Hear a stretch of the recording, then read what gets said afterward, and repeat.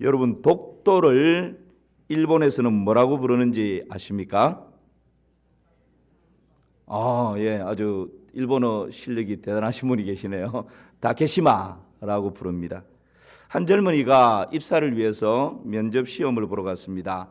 면접관이 일반 상식에 대해서 어느 정도 알고 있는지 이 젊은이에게 질문을 합니다. 젊은이, 일본에서는 독도를 뭐라고 부르는지 아는가? 일본에서는 뭐라 부른다고요? 다케시마. 그런데 이 젊은이가 그 질문을 받고는 갑자기 얼굴이 벌겋게 달아오르더니만 두 주먹을 힘을 쥐고 부들부들 떨면서 일본에서는 독도를 자기네 땅이라고 부릅니다. 여러분, 개인뿐만 아니고 한 가문도 그러하고 나라도 그러하고 인류 역사가 땅 따먹기입니다. 인류 역사 가운데 어느 나라가 어느 개인이 좀 더 많은 땅을 차지하는가, 그 땅을 차지하기 위해서 피를 흘리면서 무고한 젊은이들이 죽어가고 희생당하고 그런 일들이 인류 역사 가운데 수없이 많이 일어났습니다. 예수님 당시의 시대 정신은 용맹이었습니다. 용맹이라고 하는 것이 뭡니까?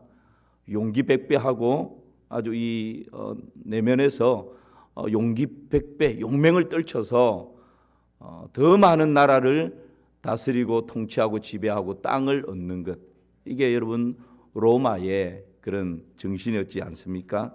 이런 때에, 이런 시대 정신 가운데 우리 예수님은 시대를 역행하는 말씀을 하십니다. 오늘 읽었던 본문의 말씀을 다시 한번 볼까요? 5절입니다. 시작. 온유한 자는 복이 있나니 그들이 땅을 기업으로 받을 것이며. 용맹한 자가 군사력을 동원해서, 힘을 동원해서 더 많은 땅을 차지하는 이 시대에 예수님은 그렇지 않다라는 거예요. 온유한 자가, 오히려 온유한 자가 복 있는 자인데 그 온유한 사람이 뭘 기업으로 얻는다고요? 땅을 기업으로 얻는다. 지금 그 시대하고는 너무나 상반되는 그런 말씀을 하고 계십니다. 여러분, 온유라는 것이 뭘까요? 온유라고 하는 헬라어는 프라우스라고 말합니다. 뭐라 그런다고요? 여러분 헬라어를 아주 잘하십니다. 우리 다시 한번, 온유라는 말을 헬라어로 뭐라 그런다고요? 프라우스라고 합니다. 이 헬라인들은 온유, 프라우스라고 할 때에 어떤 상태를 프라우스, 온유라고 했느냐 하면 다음과 같은 세 가지 경우를 말할 수 있겠습니다.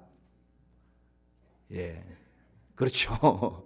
첫 번째 경우는 어떤 경우라고요? 다 같이 시작. 고혈로 고생을 하다가 그 열이 잡혀서 정상적인 체온으로 돌아왔을 때. 여러분, 우리가 자녀를 키우다 보면 열이 막 벌벌벌 끓을 때만큼 그 어머니의 애타는 그런 마음이 없지 않습니까? 막 그렇게 열이 막 40도 이상 올라가다가 어느 순간 그 열이 싹 내리면서 정상적인 체온을 딱 유지하는 거예요. 이 상태가 뭐라고요? 프라우스, 온유한 상태다. 또 두 번째는 이런 경우입니다. 돌풍으로 난장판이 되었는데 일순간에 어떻게 됐다고요? 잔잔하게 됐다. 여러분, 태풍이 한번 오면 지붕이 들썩들썩하고 간판이 떨어지고 쓰레기통이 뒤집어지고 막 쓰레기들이 막 날려다니고 난장판이 되지 않습니까? 그러는 가운데 어느 순간 태풍이 싹 지나가고 잔잔해지는 요 상태가 뭐라고요? 자, 우리 찬양대만, 요 상태가 뭐라고요? 아주 유식하게 헬라어로 대답을 했습니다. 요 상태가 프라우스, 온유 상태라는 거예요. 또 한 가지 더 예를 들 수 있습니다. 이번에 뭐라고요? 야생마가 잘 길들여졌을 때, 사나운 야생마가 막 이리 뛰고 저리 뛰는데 이 야생마가 조련사에 의해서 일정 기간 쫙 훈련을 받고 나니까 아주 준마가 된 거예요. 잘 길들여져 있는 그 상태를 일컬어서 뭐라 한다고요? 프라우스, 온유다, 그렇게 이야기를 합니다. 여러분, 이것을 조금 더 우리의 삶에 적용을 해본다면 어떤 것일까요? 물리적인 힘이나 정서적인 어떤 내 마음의 감정의 격동, 이런 것이 굉장하게 강력하게 막 일어납니다. 때로는 분노가 일어나고 미움이 일어나고 증오함이 일어나고 정죄함이 일어나고 판단함이 일어나고 이게 그냥 막 내 속에서 파도를 치면서 막 용솟음 치는 거예요.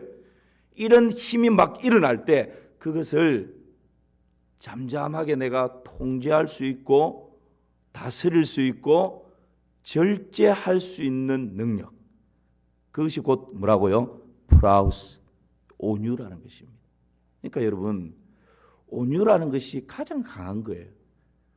내가 마음에 격동이 일어나고 분노가 일어나고 감정이 용솟음 칠 때 그것을 밖으로 표현해 버리는 것은 누구나 할 수 있는 거예요.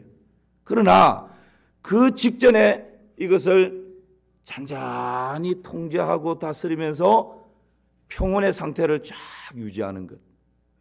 이것은요, 프라우스, 온유라고 하는 이 성품에 잘 훈련되고 온유라는 성품을 소유하지 못한 사람은 절대 그렇게 할 수 없습니다. 그러니까 가장 강력한 힘이, 가장 강한 것이 여러분 용맹이 아니고 이 온유라는 거예요. 자신을 다스릴 수 있는, 통제할 수 있는 힘, 이것이 온유라는 것이죠. 여러분 조금 더 구체적으로 이 온유라고 하는 것을 성경에서는 어떻게 말씀하고 있는지 조금 더 한번 보십시다. 시편 37편 11절이에요. 같이 한번 읽어봅니다. 그러나 온유한 자들은 땅을 차지하며 풍성한 화평으로 즐거워하리로다. 온유한 자들은 뭘 차지한다고요? 땅을 차지한다.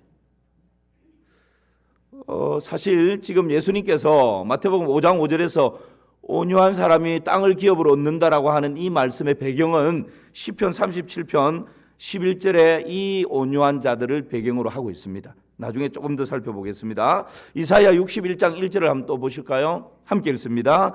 주 여호와 영이 내게 내리셨으니 이는 여호와께서 내게 기름을 부어사 가난한 자에게 아름다운 소식을 전하게 하려 하심이라.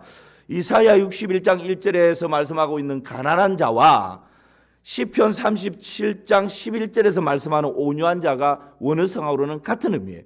그러니까 온유하다라고 하는 것은 가난하다라고 하는 것입니다.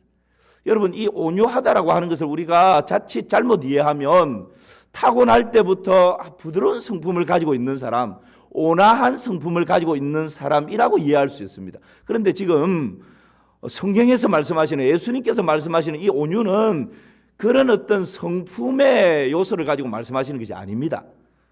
그저 부드러운 성품을 타고날 때 좀 가지고 있는, 타고날 때부터 좀 부드러운 사람이 있는가 하면 좀 기질적으로 억센 사람이 있습니다. 쌍둥이도 같이 태어났는데도 불구하고 기질이 다를 수 있어요.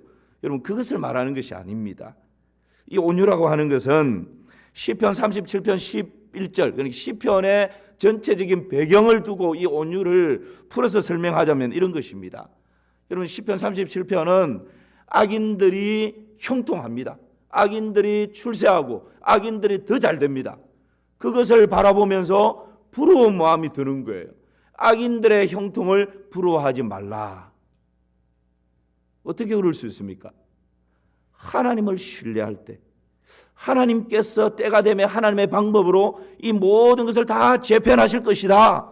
이 믿음, 이 신뢰를 가지고 지금 악인들이 아무리 잘 나가는 것 같지만, 악인들이 출세하는 것 같지만, 악인들이 형통하는 것 같지만 그것 때문에 부러워하지 않고 하나님께 시선을 고정하고 나의 삶의 현장 가운데서 끝까지 견디고 참고 기다려낼 수 있는 사람, 이 사람이 온유한 사람이라는 거예요. 그러니까 영적인 치열한 싸움이 일어나고 있는 것입니다. 내면에서 나도 저 악인의 길을 가고 싶은데 그것을 내 마음을 다해서 절제하며 주님 허락하신 그 길을 걸어갈 수 있는 사람, 그 사람이 여러분 가장 강한 사람이요 온유한 사람이라는 거죠. 영적인 것 때문에 모든 것을 참고 모든 것을 믿어주고 모든 것을 견디고 모든 것을 기다려줄 수 있는 사람, 그 사람이 온유한 사람이라는 것입니다. 창세기 6장 22절을 보실까요? 함께 읽습니다. 노아가 그와 같이 하여 하나님이 자기에게 명하신 대로 다 준행하였더라. 여러분, 노아를 알지 않습니까? 하나님이 자기에게 명하신 대로 다 어떻게 했다고요? 준행했더라. 여기서 준행이라고 하는 말이 원어적으로는 온유라는 말과 같습니다. 그러니까 여러분, 온유라고 하는 것은 단순한 타고난 조금의 부드러운 성품, 이것을 넘어서는 것입니다. 온유가 뭐라고요? 하나님의 말씀을 다 준행하는 것. 언제? 어떨 때요? 노아가 지금 어떨 때 하나님의 말씀을 준행합니까? 산에서 약 120년 동안 방주를 만들으라고 하는 말씀하십니다. 도저히 이해할 수 없는 말씀입니다. 그런데 노아가 준행합니다. 그 노아의 행동을 보면서 모든 세상이 핀잔하고 손가락질하고 멍청이라고 바보라고 이런 맑은 대낮에 그것도 배를 지으면 바닷가에서 배를 지어야지 산 꼭대기에 올라가서 배를 짓는 저 바보가 어디 있냐고. 모든 세상이 손가락질하고 핀잔하고 비난하고 비판하고 힐난하는 그런 때라도 모든 비방과 비난을 뒤로 하고 묵묵히 오늘도 망치를 들고 산 꼭대기에 올라가서 뚝딱뚝딱 하나님의 말씀을 준행할 수 있는 사람, 하나님의 살아계심을 신뢰하기에 하나님의 때에 하나님의 방법으로 하나님은 말씀을 성취하신다. 이 믿음을 가지고 오늘도 세상 사람들이 나를 향해서 아무리 손가락질을 해도 핀잔을 해도 저주를 해도 비난해도 비판해도 나는 오늘 하나님 말씀 따라 오늘도 뚝딱뚝딱 방주를 지어낼 수 있는 하나님의 말씀을 다 준행하는 이 사람이 온유한 사람이라는 거예요. 믿음과 온유는 함께 가는 것입니다. 민수기 12장 3절 말씀 볼까요? 우리 같이 한번 읽어봅시다. 시작. 이 사람 모세는 온유함이 지면의 모든 사람보다 더하더라. 모세라고 하는 인물을 걸어서 온유함이 지면의 모든 사람보다 어떻게 했다고요? 더하였다. 한마디로 말하면 가장 탁월한 온유함의 사람 누구라고요? 모세라고 그렇게 이야기합니다. 근데 여러분, 모세가 태어날 때부터 이 온유함을 가지고 태어났습니까? 그렇지 않습니다. 모세가 여러분 얼마나 혈기왕성하고 다혈질이고 분노가 그냥 폭발했던 사람인지 아시잖아요. 애굽에서 바로 궁궐에 40년 동안 있으면서 얼마나 자신만만했습니까? 얼마나 기고만장했습니까? 얼마나 그냥 혈기왕성했습니까? 그칠 것이 없는 사람이었어요. 나의 출신이 어디인지를 알고는 내 동족이 애굽 사람에게 고역당하고 고통당하는 것을 참지 못해서 그냥 애굽 사람을 쳐 죽여버리는 그 정도로 혈기왕성하고 기고만장했던 그 사람이 바로 모세였습니다. 시내산에 올라가서 하나님이 써주시는 10계명 돌판 2개를 가지고 내려오는데 내려와서 보니까 이스라엘 백성들이 뭐하고 있어요? 금송아지 만들어 놓고 거기에 그냥 춤추면서 예배드리고 있는 거예요. 분노가 막 머리끝까지 올라와가지고 하나님이 친히 써주신 2 돌판을 어떻게 했습니까? 집어 던져버려요. 깨버렸습니다. 그 정도로 거침없이 혈기왕성했던 사람이 모세였습니다. 그런데 여러분, 미디안 광야 40년에서 다듬어지고 깨어지고 부수어지고 양육되고 준비되고 훈련되고 이 원망불평 충만한 이스라엘 백성들 데리고 출애굽해서 홍해를 건너고 광야를 지나고 이 백성들과 함께 씨름하며 나가는 가운데 모세가 얼마나 모난 부분들이 끼어지고 혈기가 죽어지고 얼마나 하나님 앞에서 온유한 사람이 되었던지 오늘 하나님께서는 모세를 일컬어서 이 사람 모세는 온유함이 지면에서 가장 더하였던 사람이다. 그렇게 평가를 하고 있는 것이죠. 여러분, 온유함이란 것이 뭡니까? 악을 악으로 갚지 않는 것입니다. 나에게 피해를 가한 사람에 대해서 보복하지 않는 것입니다. 왜요? 하나님이 살아계시기 때문에. 하나님께서 친히 하나님의 때에 이 모든 것을 재편하시기 때문에 내가 하나님보다 앞서지 않는 거예요. 오직 하나님을 신뢰함으로 모든 것을 참고 모든 것을 바라고 모든 것을 믿고 모든 것을 견디고 모든 것을 기다릴 수 있는 사람, 그 사람이 진짜 강한 온유한 사람인 것입니다. 우리 예수님만큼 온유의 대표적인 인물은 없습니다. 마태복음 11장 28절 29절 말씀을 우리 함께 크게 한번 읽어봅시다. 수고하고 무거운 짐진 자들아 다 내게로 오라. 내가 너희를 쉬게 하리라. 나는 마음이 온유하고 겸손하니 나의 멍에를 메고 내게 배우라. 그리하면 너희 마음이 쉼을 얻으리니. 예수님께서 친히 나는 마음이 온유하고 뭐하다고요? 겸손하다. 여러분, 우리 예수님께서 온유함의 가장 대표적인 분이십니다. 예수님은 친히 나는 마음이 온유하다라고, 나는 마음이 겸손하다라고 그렇게 말씀하십니다. 예수님 주위에 얼마나 악인들이 많았습니까? 그러나 우리 예수님은 악을 악으로 갚지 않았습니다. 예수님을 모함하고 예수님을 비난하고 예수님을 비판하고 예수님을 정죄하고 예수님을 판단하는 그런 사람들이 예수님 주위에 얼마나 많았습니까? 그러나 우리 예수님은 그들에 대하여서 결코 보복하지 않았습니다. 힘이 없었어요? 천만에요. 예수님은 천군 천사를 동원해서 로마 군사든지 바리새인들이든지 서기관이든지 당대의 권세를 가지고 있는 사람 한 방에 다 썰어버릴 수 있는 힘과 능력과 권능을 가지고 계신 분이십니다.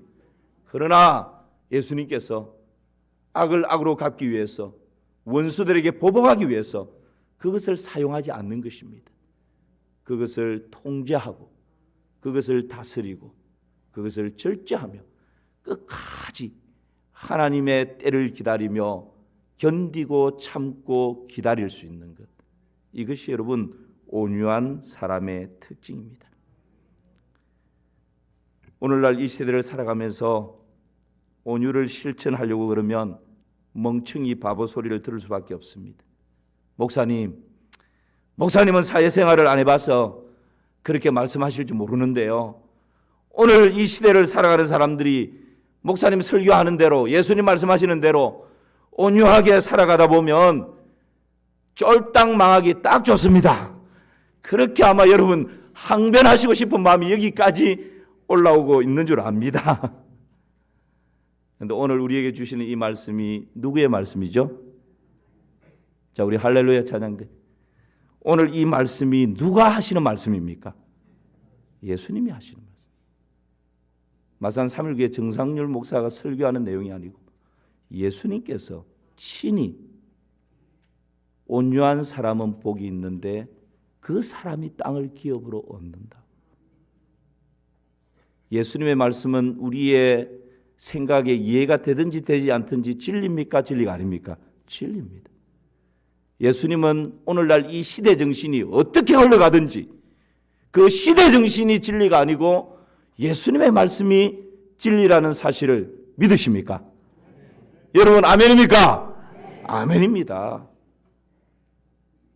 시대 정신에 우리를 던져놓으면 안 되고요, 하나님의 말씀의 진리 가운데 우리 자신들을 던져야 되는 것입니다.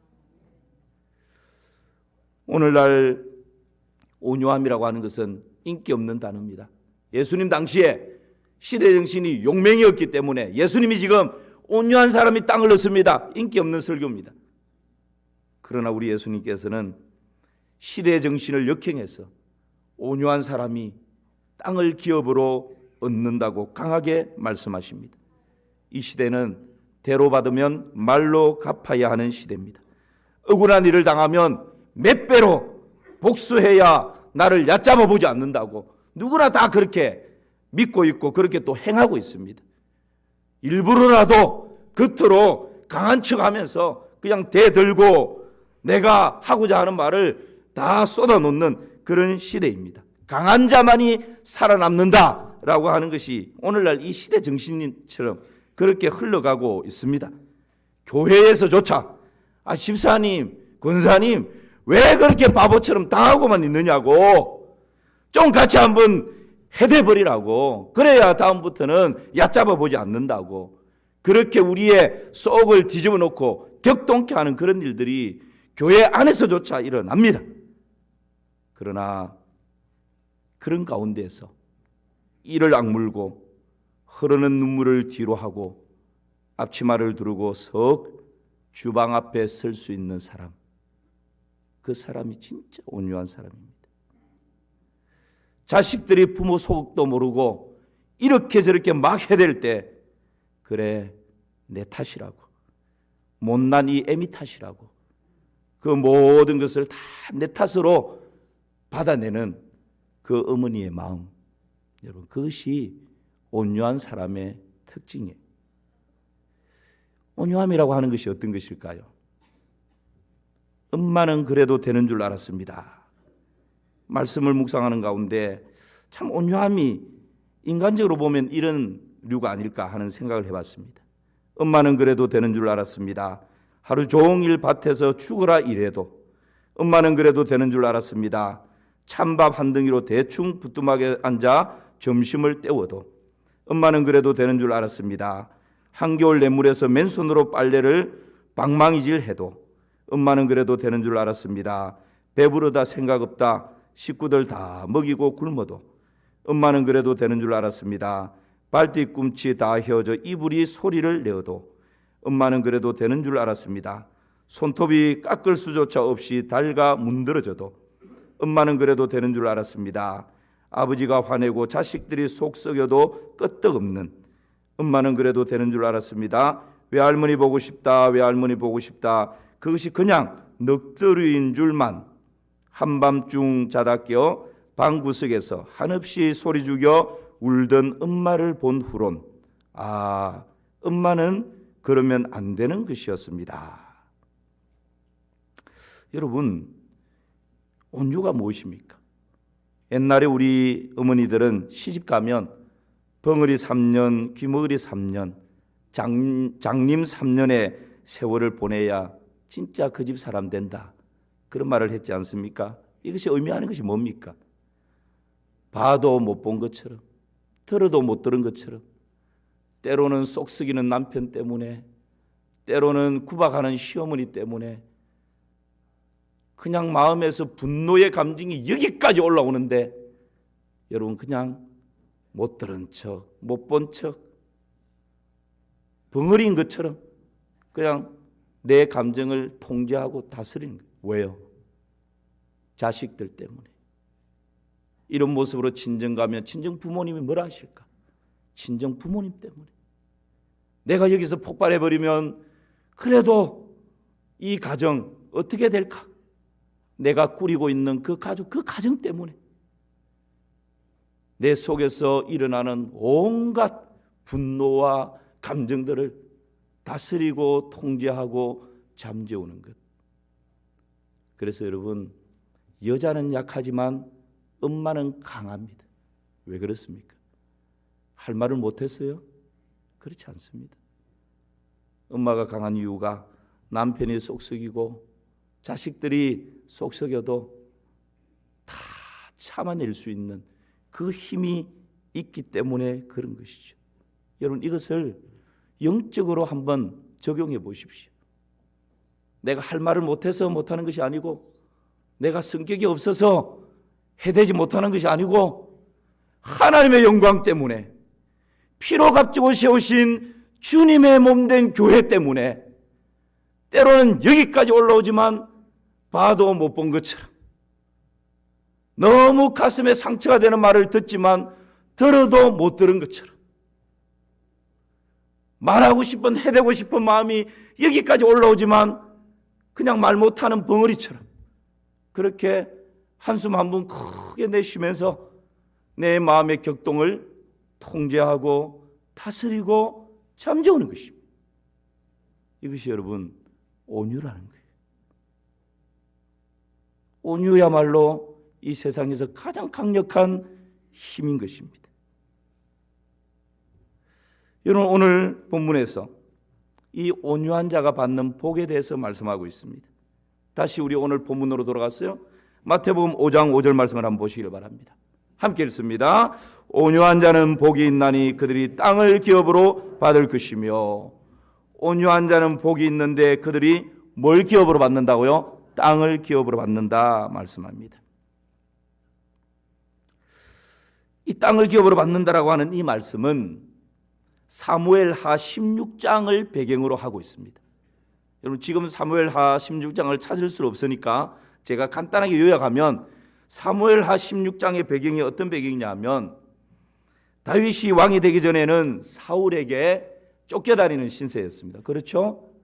3번의 보복을 할 수 있는 기회가 다윗에게 왔지만 다윗이 그 세 번의 기회를 다 그냥 사울을 살려줍니다.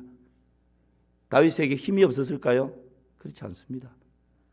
다윗이 어떤 사람입니까? 소년 때 거인 골리앗을 한 방에 쓰러뜨렸던 사람입니다. 그 목을 베어버렸던 장수 중에 장수입니다.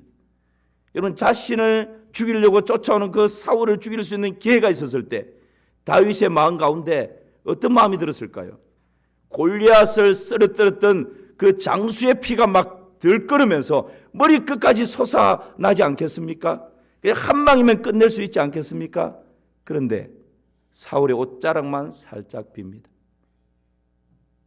다윗의 마음 가운데 일어나는 이 모든 욕망을 베버리는 것이죠. 왜요? 하나님이 기름 부어 세운 종이기 때문에 하나님의 때에 하나님께서 친히 하실 일이다. 거기에 대해서 다윗이 월권하지 않습니다. 그리고 다윗이 하는 게 뭡니까? 하나님의 때에 하나님께서 하나님의 방법으로 모든 상황을 재편할 때까지 이를 악물고 두 주먹을 불끈쥐고 그런 기회가 와도 피를 묻히지 않고 하나님께 시선을 고정하고 참고 인내하고 기다리고 견뎌내는 것, 이것이 여러분 온유한 사람의 능력인 것이죠. 왕이 되었습니다. 아들 압살롬이 아버지 다윗의 목에 칼을 들이댑니다. 이것처럼 고통스러운 순간이 어디 있겠습니까? 차라리 신하가 그러면 대적해서 어떻게 할 수 있는데 아들이 그러니까 다윗은 힘없이 도망갑니다.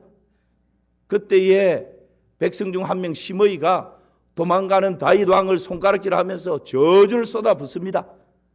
그럴 때에 다윗을 호위하면서 도망가던 군사 아비새가 왕이시여 명령만 내리십시오. 제가 가서 저 목을 베어다가 왕께 바치겠습니다. 그럼 그때 다윗이 뭐라고 말합니까? 놔둬라. 하나님이 저 사람을 통해서 나를 저주한다면 나는 그 저주를 받아 마땅한 자다. 그렇지 않으면 오늘 저 시므이가 하는 저주를 하나님께서 나중에 선으로 나에게 되돌려 주실 것이다. 내 아들조차 나를 반역하는데 저 사람이야 오죽하겠냐. 여러분, 지금 이 반역에 의해서 도망가고 있는 이 다윗 왕 말할 필요도 없습니다. 아비새가 명령만 내리면 목을 따다 드리겠습니다. 고개 한번 까딱하면 끝나버립니다. 그러나 여기까지 올라오는 그 마음을 통제하고 다스리며 평상심을 유지합니다. 놔주라고. 저 사람이 하나님의 뜻이 아닌 저주를 한다면 하나님이 하나님의 때에 판단하실 것이고, 하나님이 시켜서 한다면 나는 그 저주를 받아 마땅하다. 여러분, 이것이 온유한 사람의 특징인 것이죠. 인류 역사 중에 알렉산더와 나폴레옹과 같이 땅을 정복했던 사람들이 많았습니다. 그런데 여러분, 그 사람들 보십시오. 지금도 그들이 정복한 땅을 그대로 소유하고 있습니까? 천만에 한 세대가 가지 못합니다. 알렉산더는 살아있을 때 세상을 정복하고 땅을 다 차지했지만 죽어서는 유언을 남기기를 내 관 밖으로 내 손을 나오게 해라. 그리고 내 관을 보는 후손들이 알렉산더 대왕이 살아있을 때는 온 세상 땅을 다 소유했지만 죽어서는 땅 한 평 손에 가지지 못하고 간다라는 사실을 알려주라고. 그렇지 않습니까? 우리가 아웅다웅 살아가면서 때로는 아파트 좀 더 넓히려고 애쓰고 수고합니다. 화장실 2개짜리에서 4개짜리 얻으려고 애쓰고 노력합니다. 그런데 여러분, 한평생 갑니까? 내가 하나님 앞에 부름받아 갈 때는 아파트 넓은 평수든 좁은 평수든 화장실 2개짜리든 4개짜리든 그거 짊어지고 가는 거 아닙니다. 그거 몽땅 가져가서 천국에서 거기에 삽니까? 그렇지 않습니다. 다 두고 가는 거예요. 오늘 온유한 자가 얻는 이 땅이 뭡니까? 여러분, 다윗 왕국의 특징이 뭡니까? 제가 아까 사무엘하 16장의 배경을 말씀드렸지 않습니까? 그런 가운데에, 그런 배경 가운데 적혀진 시편이 서두에 제가 말씀드렸던 시편 37편이에요. 악인들이 나를 치르고 달려들어도 보복하지 말라는 것입니다. 그냥 하나님을 바라보며 묵묵히 참고 기다리고 인내하라는 것입니다. 악인들의 형통을 부러워하지 말라는 겁니다. 하나님을 신뢰함으로 기다리는 겁니다. 다윗 왕국을 만드는데 특징이 뭡니까? 힘으로 다윗 왕국 세운 거 아니에요. 사울을 죽일 수 있는 기회에 그냥 살려줍니다. 힘없어 보입니다. 아들이 반역을 하는데 저주하는 사람 다 그냥 살려줍니다. 그런데 결과는요, 다윗 왕국이 왕조가 바뀌어지지 않는 가운데 계속해서 흘러가지 않습니까? 이것이 여러분 다윗 왕국의 특징입니다. 이 다윗 왕국 속에 메시아 왕국이 숨어 있는 것입니다. 아브라함과 다윗의 자손 예수 그리스도, 그 자손의 혈통을 통해서 메시아가 탄생할 것인데, 그 메시아 왕국의 특징이 뭐냐? 이 다윗 왕국과 같다는 거예요. 그래서 여러분, 우리 예수님께서 이 땅에 오셔서 하나님의 나라를 세우시는데, 그 하나님의 나라 특징이 뭡니까? 예수님의 특징이 뭡니까? 내가 버림받음으로 얻게 되는 것입니다. 내가 낮을 대로 낮아짐으로 하늘 영광 버리시고 이 땅에 사람의 몸을 입고 가장 낮은 구유에 오심으로 하늘 영광 보좌를 차지하는 것이 하나님 나라의 원리입니다. 예수님께서 천군 천사를 동원해서 다 썰어버릴 수 있지만 우리의 죄를 대신하여서 십자가에 죽으심으로 우리에게 생명을 주는 것, 영생을 주는 것, 죽음으로 살아나는 것이 하나님 나라의 특징입니다. 이것이 여러분 온유라는 거예요. 온유.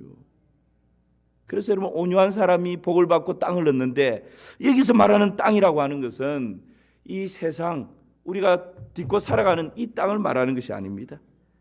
온유한 사람이 얻는 이 땅은 바로 하나님의 나라를 이 땅에서 누리는 것입니다. 불평등한 세상에서 천국을 누리는 사람이 온유한 사람입니다. 지옥 같은 세상에서 천국을 맛보는 것이 온유한 자가 얻는 기업입니다. 온유한 자에게는 땅을 하늘로 바꿀 수 있는 은혜를 주시는 것입니다. 하늘을 땅으로 내려오게 하는 힘을 가진 사람이 바로 온유한 사람입니다. 그러므로 온유한 자의 복은요, 땅에서 천국을 누리는 하늘 시민권자, 이것이 여러분 온유한 사람입니다. 사랑하는 성도 여러분, 시대 정신과는 너무나 동떨어진 그런 말씀을 오늘 예수님께서는 팔복 중에 우리에게 하고 계십니다.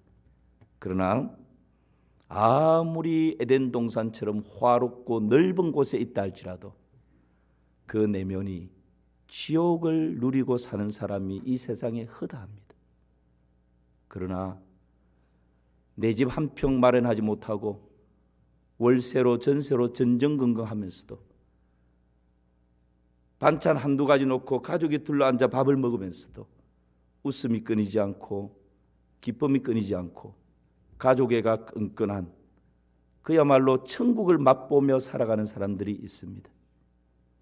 온유한 사람은 바로 이 땅에 살지만 우리의 내면에 천국을 맛보고 천국을 누리고 천국을 입술로 증거할 뿐만 아니라 천국의 실제가 이것이라고 우리 이웃들에게 보여주는 사람, 온유한 사람만이 누릴 수 있는 놀라운 은혜요 복인 줄 믿습니다.